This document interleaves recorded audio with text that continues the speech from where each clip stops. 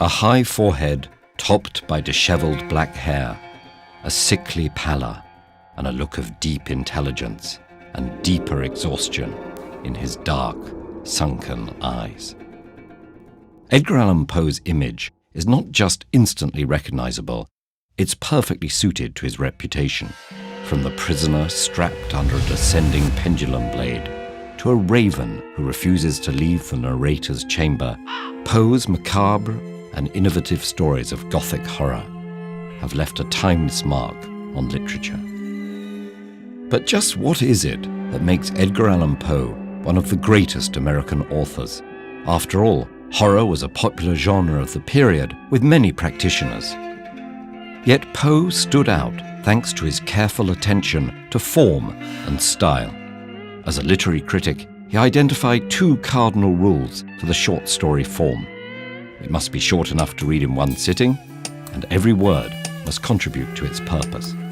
By mastering these rules, Poe commands the reader's attention and rewards them with an intense and singular experience, what Poe called the unity of effect. Though often frightening, this effect goes far beyond fear. Poe's stories use violence and horror to explore the paradoxes and mysteries of love, grief, and guilt, while resisting simple interpretations or clear moral messages.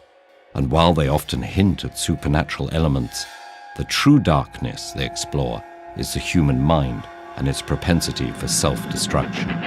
In The Telltale Heart, a ghastly murder is juxtaposed with the killer's tender empathy towards the victim, a connection that soon returns to haunt him. The title character of Lysia returns from the dead through the corpse of her husband's second wife, or at least the opium-addicted narrator thinks she does. And when the protagonist of William Wilson violently confronts a man he believes has been following him, he might just be staring at his own image in a mirror.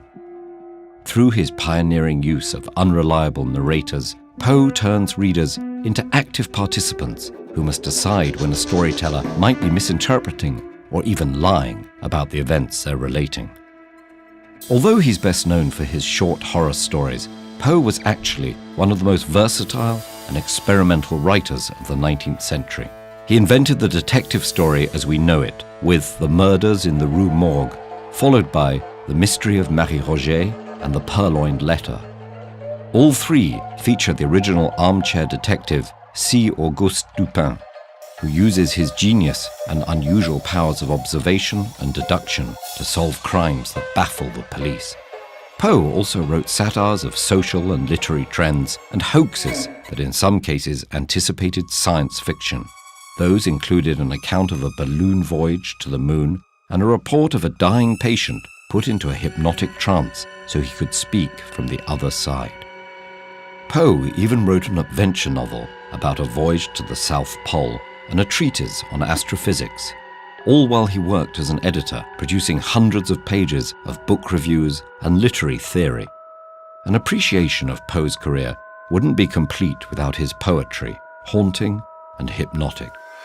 His best-known poems are songs of grief, or in his words, mournful and never-ending remembrance. The Raven, in which the speaker projects his grief onto a bird who merely repeats a single sound, made Poe famous. But despite his literary success, Poe lived in poverty throughout his career, and his personal life was often as dark as his writing. He was haunted by the loss of his mother and his wife, who both died of tuberculosis at the age of 24.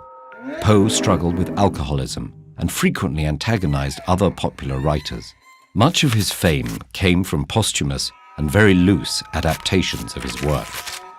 And yet, if he could have known how much pleasure and inspiration his writing would bring to generations of readers and writers alike, perhaps it may have brought a smile to that famously brooding visage.